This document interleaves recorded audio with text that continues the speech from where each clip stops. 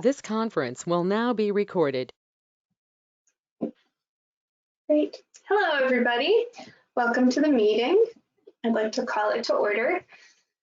I don't think we need to do introductions today. Can we get your report from the countywide meeting, please, Cheryl? Okay. Our February meeting was supposed to be 2 days in a row. We were supposed to meet February 17th and February 18th, but unfortunately on February 17th, we didn't have a quorum. So we had to move on from that one. But on February 18th, we did have a quorum and we covered a lot of territory. We had a nice report from the climate change subcommittee, and a couple of folks had done a lot of work on that and submitted written recommendations that were well received by the whole group. We went back and picked up some last minute pieces on wildlife habitat resources. On nesting sites, we talked about adding threatened or endangered species for the protection in addition to eagles. We had our ongoing discussion on Forest Practices Act and its role in protecting, in this case, wildlife habitat. And then we moved on and did wild and scenic rivers, trails, and views. That discussion went through real smoothly, basically following the recommendations of staff. And then we went on and did wilderness, natural areas, and open spaces. Again, that discussion was very smooth, mostly following the recommendations of staff. So we got a lot done. Great, thank you. You guys got a transcription service? That's pretty cool.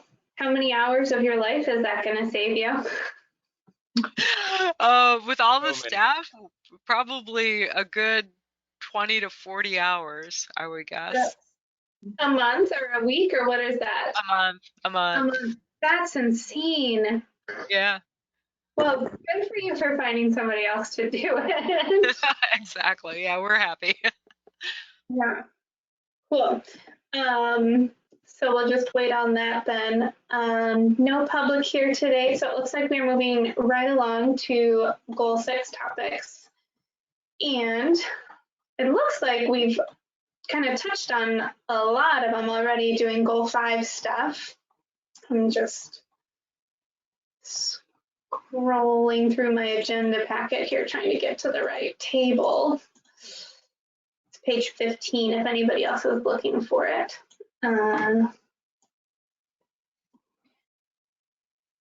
But so, does anybody want to revisit any of the policies under Goal 6? Or Gail, do you want to say anything about it before we jump in? Or I mean, I think that we kind of know what this one's about. But. Yeah, I think this one's pretty straightforward.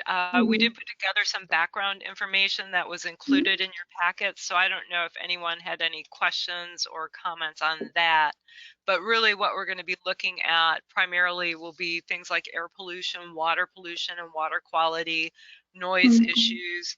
One thing that came up earlier today at a different committee meeting was the issue of light pollution. And the county has adopted our dark sky ordinance, and Ian put that one together. So, but they wanted to include a policy that basically said, acknowledge that that ordinance exists now and that the county would continue to enforce its provisions. And then I'm trying to think, there was some interesting information about wasted food in the background material and the impacts that has on water and energy resources as well, which I thought was pretty interesting. And I'm sure that as farm folk, some of you that you may have some thoughts about that as well. I found it very disheartening to see how much was wasted, but that was my thought. So really, I think if you wanted, unless you have some questions or comments about the background materials, I think we could go ahead with table 1. Okay, I do have a couple notes on the background materials. On page it's page 6 in the overall PDF, but page 2 of the, like, it's labeled page 2 at the top.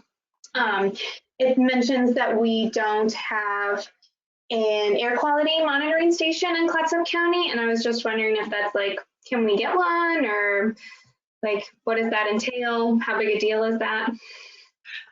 That's a good question. I don't know the answer, and I wanted to clarify that this is DEQ air monitoring stations. So I think there are some other ones in the county, because I know that during the fires last year, we were getting readings from Miles Crossing area.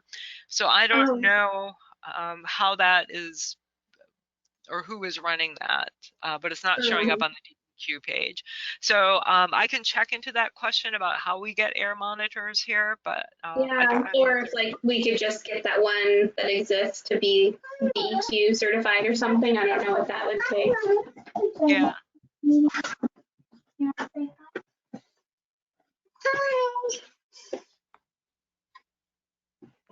I see him waving at you. Cheryl and Ian, they're saying hi. I'm gonna keep talking though. Do you want to go find Dad? I'm gonna sit here with him for a minute. Yeah. Okay.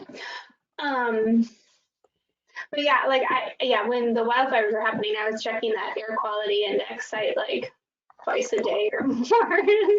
It's just feeling so horrible about how everything was going. So yeah, but and it did seem like Clatsop had its own, like it was different from like the Portland metro area. Like it did seem like it had its own data, but yeah, that would be interesting to learn more about. The other note I had on the background materials was on, it's page 11 in the PDF, but it's listed as page 7 in your in the background materials. But it was about, yeah, this is the part about food waste and stuff. And how about, see if I can find the note I put about, was about the burdens of distribution and production. Let me see where that was.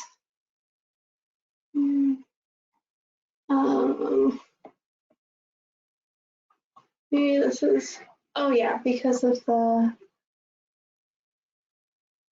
wasted food prevention is a priority for Oregon because of the combined environmental burdens of food production, distribution, refrigeration, preparation, etc. But there's just an article in the Daily Estuary about the new food hub coming to Estuary. Like they're going to put in a big freezer, it sounds like, to store this guy's meat. Is that, did I read the article correctly? I think that's what was going on. But that seems really cool, and like maybe something that the county could support in some way, or encourage more stuff like that happening. Anybody have any thoughts on that?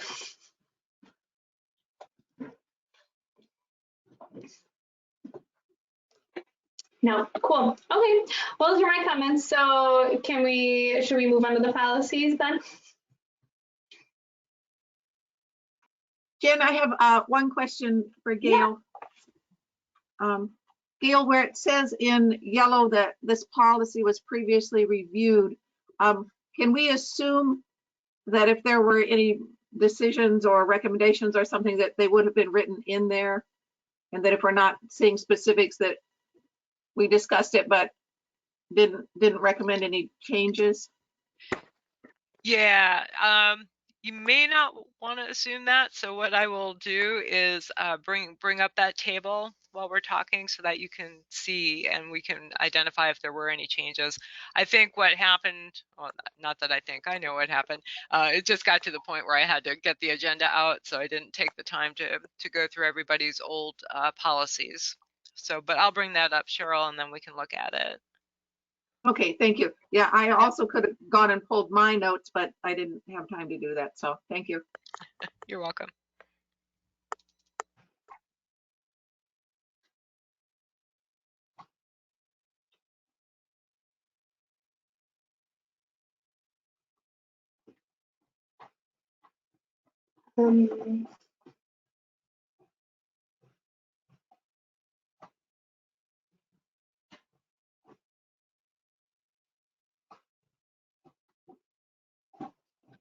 Okay, yeah, so it looks like there were some changes when we talked about groundwater resources.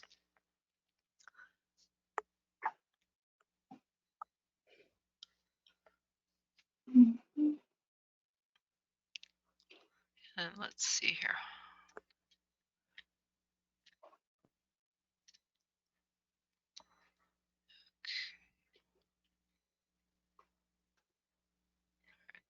Sorry, let me line us up here. All right, so moving over to goal 6. So policy 1 on goal 6, you voted to support the staff recommendation on that one.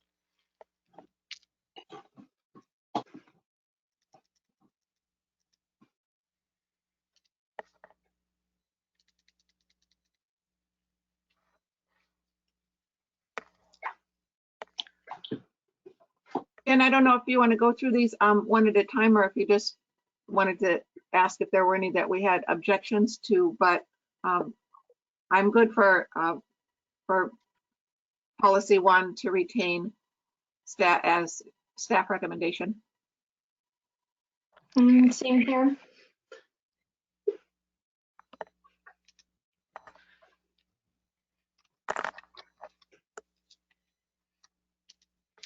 Okay, then on policy 2, the consensus of the committee was to also support the staff recommendation on that one. Mhm. Yeah, that still seems good to me. Okay. And then same thing on policy 3. Mhm.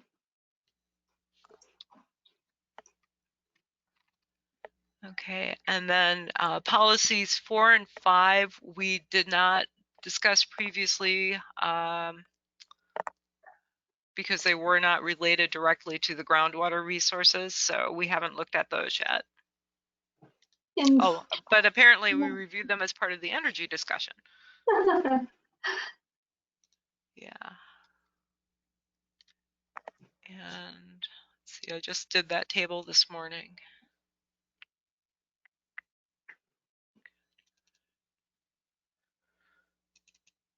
And I'm supporting that policy for the staff recommendation to revise the policy to state that the county will continue to support, promote, and expand recycling opportunities.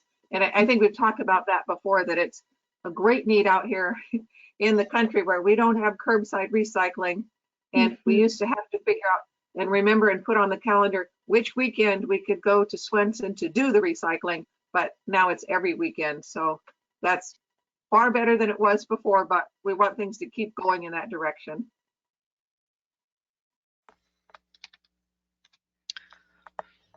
Okay, so that sounds like a support staff recommendation. Mhm. Okay. All right, and then policy 5, this was one that we haven't reviewed yet. So let me make that bigger. And this one, we were unsure exactly what type of technology they were thinking about when they wrote about the recovery of wood waste. I'm assuming that it's some sort of forest-related product that they're talking about, although I believe that there's been discussion at some of the other groups about other types of wood waste, such as clean wood waste from maybe construction materials that might end up in recology or something like that. So at this point, we're just recommending to retain the policy as it stands, but I'm curious as to what your input would be.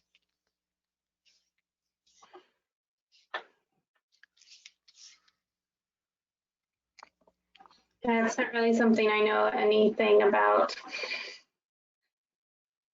Yeah, that would make sense to me as written, recovery of wood waste rather than slash burning, because the slash burning is just so toxic to the environment and the air. So as a means of encouraging the reduction. So yeah, that makes sense as written. Mhm.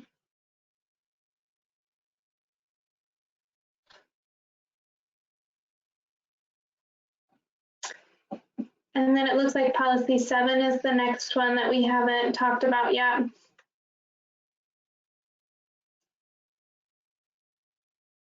subdivisions. Yeah, that's correct, Jennifer. So Estuary. on policy 6, you had previously recommended to support staff recommendation on that one. Great. And then on policy 7, the county shall work to maintain the quality of its estuarine waters through participation in the regional Columbia River estuary planning process. And as far as I can tell, I believe that's tied to CREST and the work that they do. And we do participate in the Lower Columbia Solutions Group. In fact, they had a meeting just a couple of months ago. And we are actively working with CREST to update our wetland mapping and our Duncan Thomas study and develop a definition and some standards for riparian corridors. So we do continue to work with CREST, and we are just recommending that that policy remains as written. I'm in support of that. I think this is a really important one. CREST is a fabulous resource that other counties in the state of Oregon don't have. And so we have this resource and the other folks don't. And we're along the Columbia River. I mean, so is Columbia County, but they're not in the estuary. They're not responsible for clean waters going into the estuary. So for us to continue to take advantage of CREST, I think it's really important.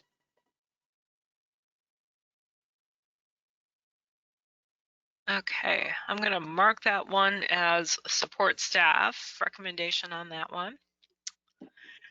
Policy 8 you had looked at previously and had recommended retaining the policy as recommended by staff.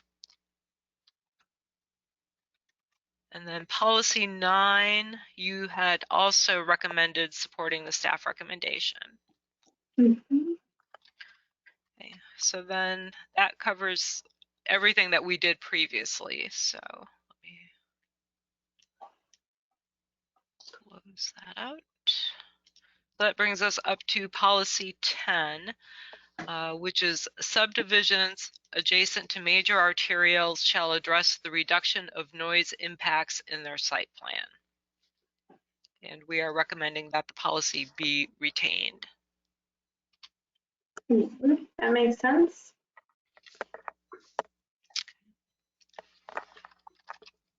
Gail, how does the word address work on your end? Because it doesn't say that subdivisions shall reduce the noise. It just says that they shall address the reduction of noise. So how does address work? Well, that's a good question. So the way I read this and interpret it is that when you have a subdivision that comes into a major, along a major roadway, that it's their responsibility to address the impacts from the roadway, not necessarily from the noise that they would generate from their own subdivision. But I think what the policy, as I read it, is trying to address is people making claims, just like when you move next to an airport or a farm that's already there, and then you complain about the thing that's next to you. So I think this is looking at noise attenuation from the highway noise, not from the subdivision noise. So it may be that they have to put up a sound barrier wall or something like that. Maybe they build a bigger dune along the highway or a berm to help block that traffic noise out.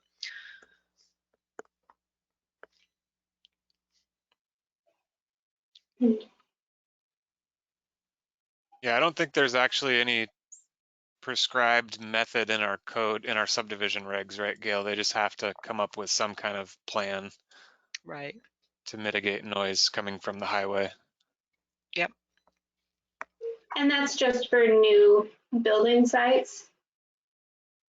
Only actually for new subdivisions. So if you had a 2-acre piece along the highway just by yourself, we wouldn't require this.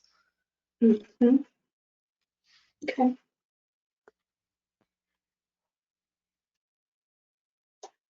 Okay. Does everybody feel okay about the staff recommendation on policy 10? Looks good. Okay. 11, performance standards for noise will be considered for inclusion as standards in the county's industrial commercial zones. Yeah, we do have some general performance standards that are already in our industrial and commercial zones that new businesses have to adhere to. So we're just recommending that we keep the policy, but revise it to say that we would continue to enforce those performance standards.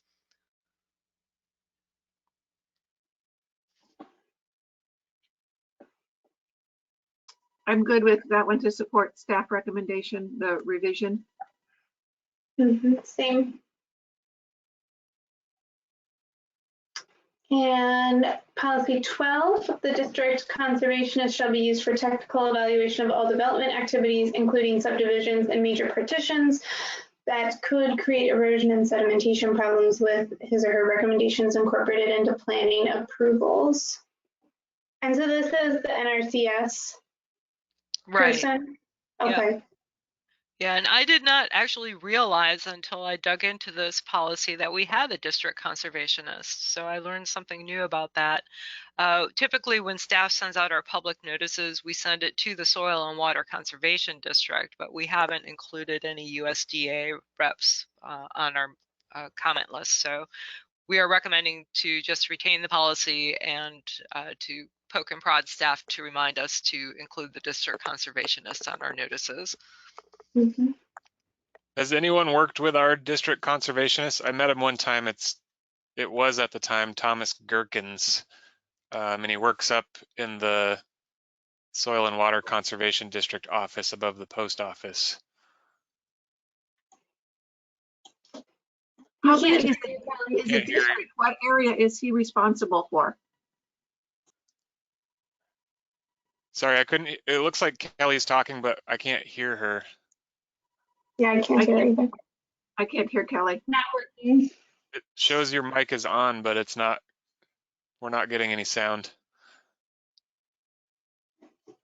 And Cheryl, I don't know what his district boundaries are. I think he's multiple counties, though.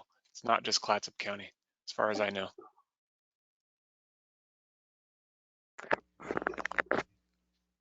Yeah, wait, I just had him. It is still Thomas Gherkins.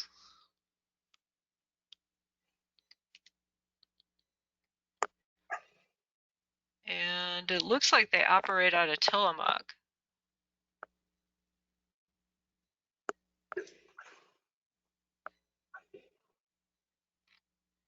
Yeah, but I don't have any more information than that. No, it's still not working.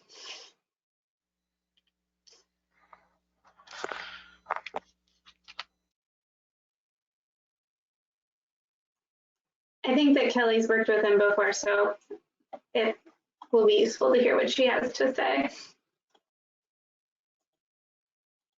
I feel like other farmers that I know have gotten like, don't they do like a grant to help you get a greenhouse? Or I think they have a program where they like give you money to plant native stuff along riparian areas.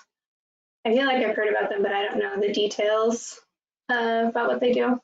Yeah, I met him at a conference and he gave a little bit of a spiel about what he does. And I think you're right. It's similar. It's a similar function to what the Soil and Water Conservation District does, but maybe they have access to different resources. But it sounded like basically they assist landowners in doing projects that improve air, water, land quality kind of things.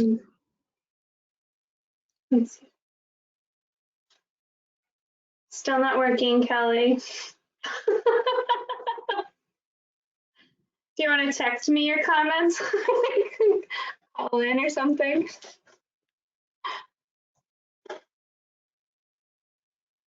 She could talk to us in chat.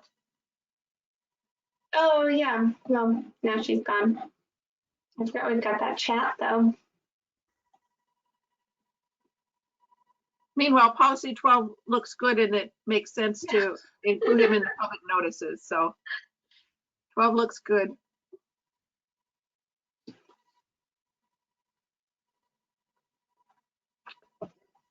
Yeah, and that's the last policy for goal 6. That's in the countywide plan. So we'll wait for Kelly to rejoin us, I guess.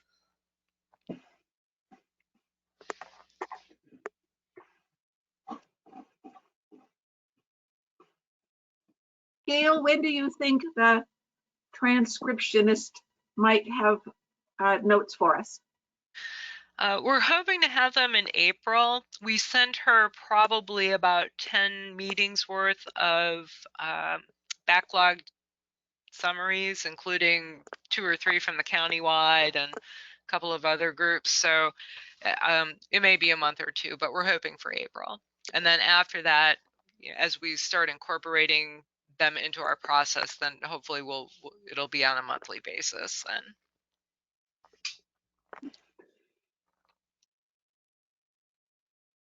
Any luck there, Kelly? No.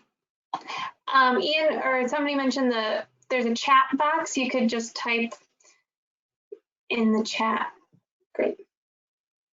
Yeah, and you probably know by now all the settings things in GoToMeeting, but if you probably already tried just selecting your correct microphone on that. Okay. Shoot.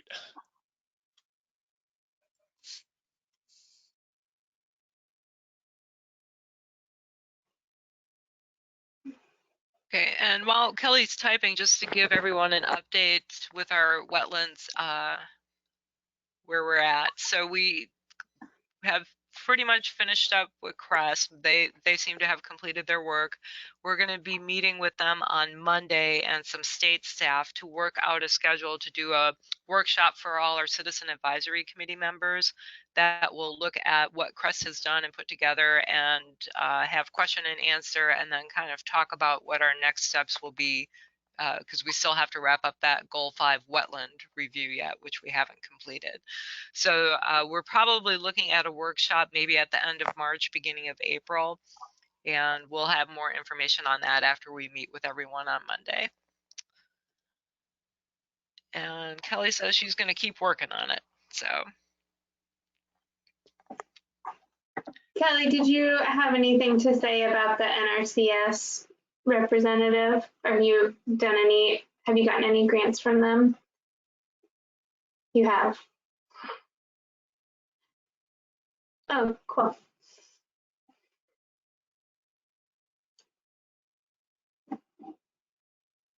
Kelly, how big? Oh, Kelly, how big is his district? What all is he responsible for?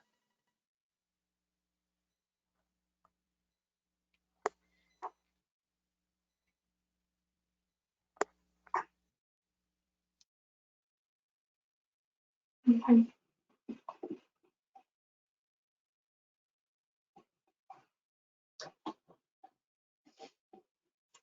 Anything else that we want to say about that, or should we move on to our Northeast Community Plan?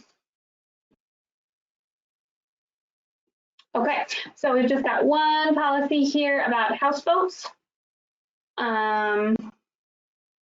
Concerns about sewage disposal and blocking navigable waters. They're not connected to septic tanks, they just dump right into the river? Is that their deal? yeah, but these days they're required to take everything off the house, the floating house structure with them now. So they have to be self-contained and they have to pack all their waste off, is what I understand. Oh, what a pain. Can anyone hear me now? Yeah. Yes. Okay, cool. I had to dial in with the phone.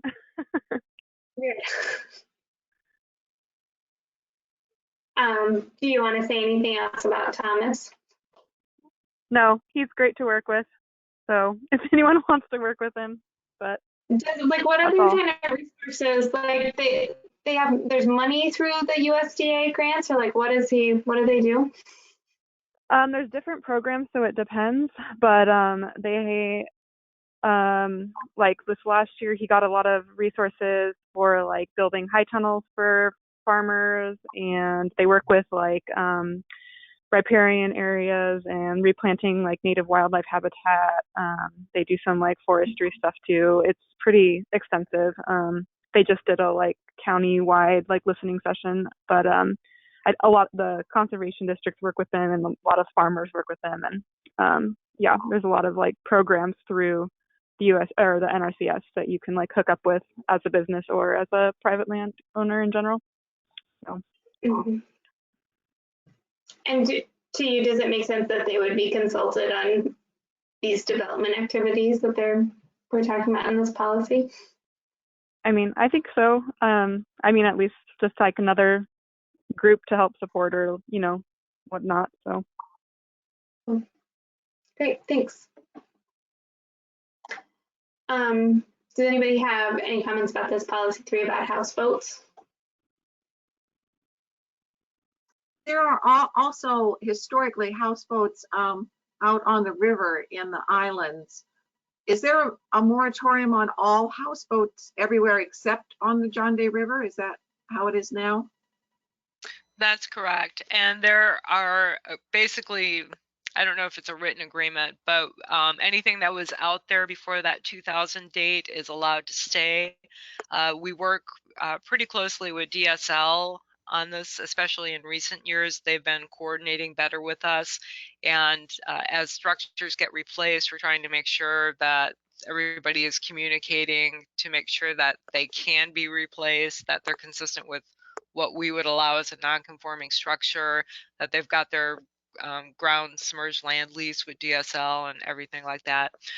We actually had an issue come up a couple of weeks ago about a houseboat that's over, I think it had been moved from Marsh Island to Woody, or maybe the other way around, but they never got any approvals from the county.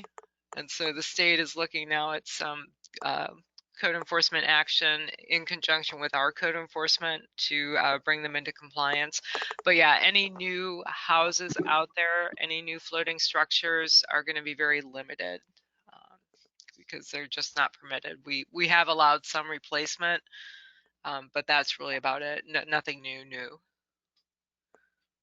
So is it just called generically floating structures? Because I was just thinking about that, because this talks about houseboats, but there are a lot of folks who have things called duck shacks out there. Yeah, we actually define them differently in the code, but for all intents and purposes, we consider them the same thing, of just a floating structure. And are docks listed with that too, or is that a separate thing? So the docks would be probably a little bit different. A lot of the floating structures do, or not, maybe not a lot, but some of them do have actual physical dock connections to the upland areas. And so they would really just be considered part of that. Our building codes don't regulate the floating structures. They stop at where the land stops. So unless your gangplank is permanently attached to the land, building codes isn't going to get involved in it. Or, you know, maybe if there's an electrical panel on land serving the floating structure, building codes will get involved. But generally, building codes is not involved with this. It's stays on the planning side of the department.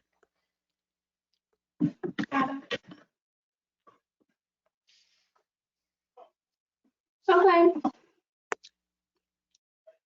Well, I think the policy, the staff recommendation to amend the policy is fine and would support it.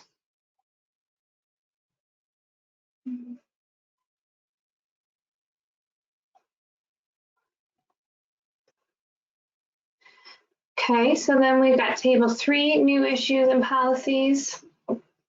And are these ones from other groups or? No, staff had a lot to say about this topic. Oh, this is all staff. Yeah, these are all things that staff was thinking about. So we can run through these here. So the first one really looks at the septic system situation. One of our biggest code issues that we deal with are failing septic systems throughout the county. A lot of times the property owners may have inherited the property. They simply don't have the income to be able to replace or make repairs, and it's prolific. And the revolving loan fund is pretty much out of money right now, but they make grants to Craft 3, and then Craft 3 has been making the low interest loans. They're out of money. So we would like to lobby or encourage the county to lobby the legislature to increase funding for that program because it's desperately needed. So then we had a couple of issues with wildfires, both about how smoke and toxic chemicals can cause not only the air pollution that we saw this fall, but all those particles and those chemicals get released also into the ground, which eventually ends up in our groundwater and our drinking water. So we had concerns about that. And also following a wildfire, once vegetation has been burned off of the ground, and then you come into a rainy season, that's where you're going to increase your risk of landslides and flooding during a heavy rain. So we wanted to include a policy that would address that. The third one here deals with septic tanks again. We think a lot about, obviously, septic tanks in our department, but Warrenton is facing a situation right now where the sewage that's coming up from septic tanks being pumped out, they're not taking it because their plant is pretty much at capacity right now. And it causes the septic haulers to have to go either to Rainier or in some cases beyond that over to the Portland area. And that adds up because it's increasing the cost that eventually gets passed back to the consumer, the homeowner. And when we talk about affordable housing, that's an issue because if you are going to develop affordable housing in an area that isn't on sewer, you have to factor in the cost of installing the septic, maintaining the septic, and then the extra costs associated with hauling your septic away from there. We don't really have any good sites. We've been looking for a site for a biodigester so that we can hold some of that septic until the haulers can get appointments in Tillamook or Rainier or Portland to be able to dump it. And we don't really have any sites available right now in the county. So that would be something that we'd also want to look at. And then coming out of some conversations with the Lewis and Clark Advisory Committee, they also identified a need to have sites around the county where landowners can stockpile and dispose of fill waste. So not any type of hazardous or septic waste, but just dirt that you've cleared off your property in the process of constructing, and now you need to have a place to dump it. So we suggested a policy for that. And then Ian, I think the stormwater was your recommendation. Do you want to talk about that one? Sure. So when we receive an application for a development permit, we always require a stormwater management plan or drainage plan. And so we require people to show, where their downspouts are going to go, where the water will flow off the property, and we kind of do our best to make a determination of if that's going to cause any problems for stormwater drainage, whether that's erosion or pooling or going onto someone else's property and affecting it in some negative way. We have some stormwater management standards scattered around our code. So the idea here was that we have a comprehensive set of development standards that we can use to review stormwater impacts for development permits that come in, and that we would, possibly want to have separate standards or additional standards for certain types of land uses. Okay, thanks, Ian. And then the last suggested policy and issue that we identified as staff relates to home occupations. And we know, especially now after pandemic, things have changed. You know, there probably will be more remote work and more people who have just transitioned away from some sort of office or corporate or away from home work and may be opening their own business or doing whatever. But also thinking about maybe some noise standards for the home occupations, so that if you did have, for example, a woodworking furniture making business that someone wanted to run out of their home, thinking about the noise that would come with power tools possibly running all day or something like that. So just to look at that and put some noise standards in place to help protect the surrounding neighborhood from any negative impacts. So those are all the things that we thought of as staff. So I'd like to hear what you all have to say.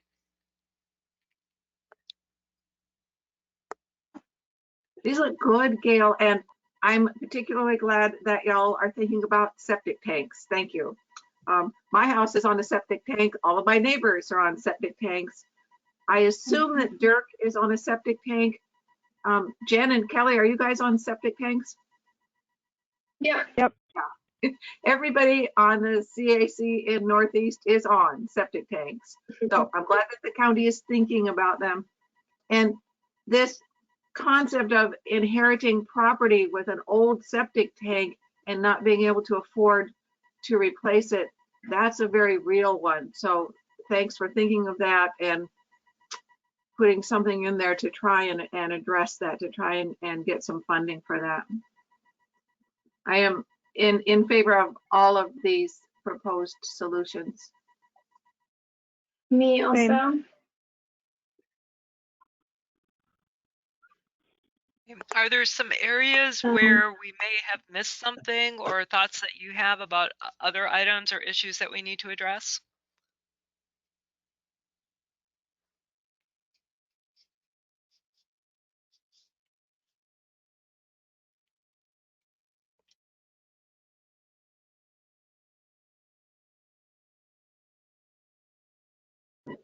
I'm good. The only notes that I had were to continue to advocate for expanded recycling for us, and we addressed that one. So nothing else popped into my brain while I was going through this. Yeah, I think it looks pretty good. I appreciate all of the thought that the staff put into this. Thanks. How about Kelly? Any thoughts about food waste?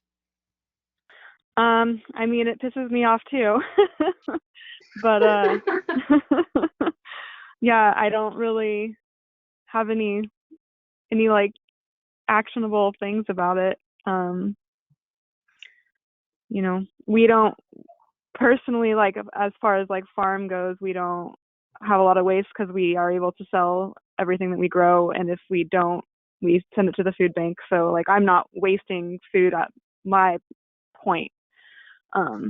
But I can't really vouch for when it leaves into the customer's hands. So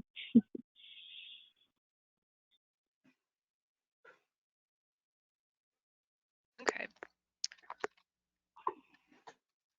So I'll note that there was agreement about our recommendations. If you should think of anything as we move forward, we can note it as we either come back to a goal, or we can make a note to put it in later on. So if something should I pop guess here. like one thing about food waste, it kind of goes with the recycling thing, is like, you know, doing having like an intent to look into like composting, you know, or like, I don't know.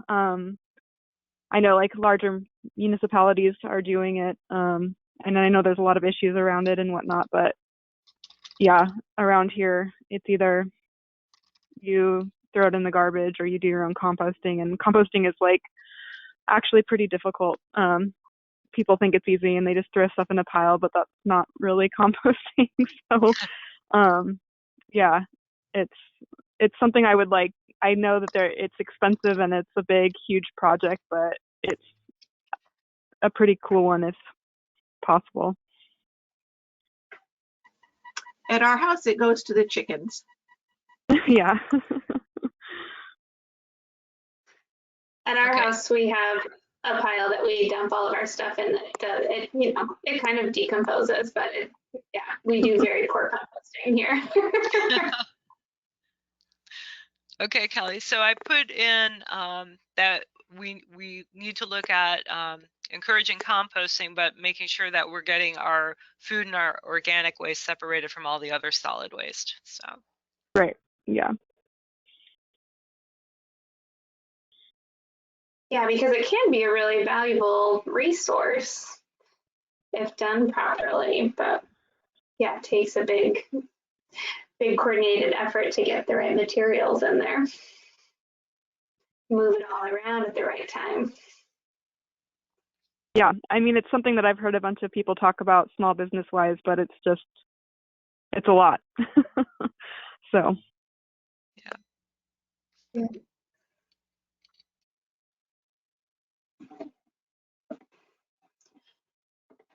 Great. Can you give us a preview of what we're going to be looking at next month, Gail? Yeah, I'll let Ian talk about that because it's going to be his topic. Okay. Great.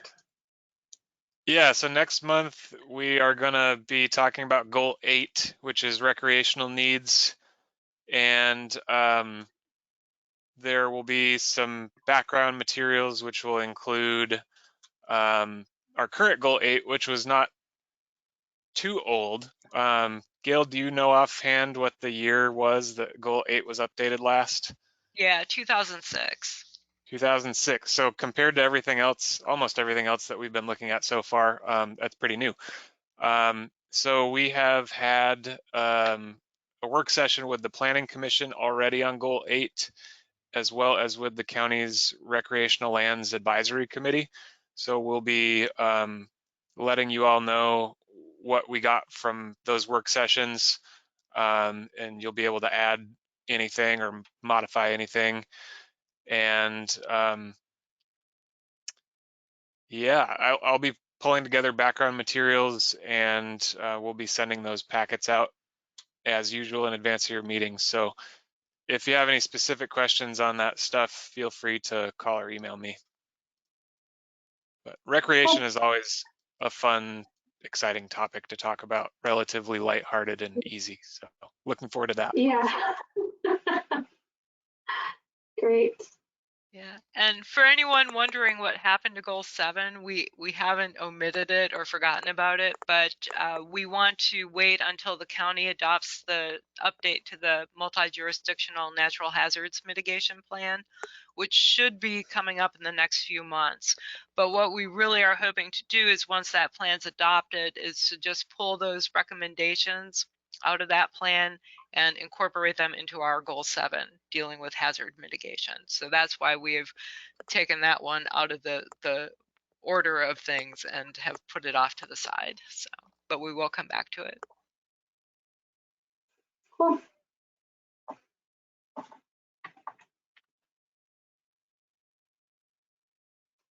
Great. Well, thank you guys. I think that's it for tonight, and we'll see you all next month. Jen, I had one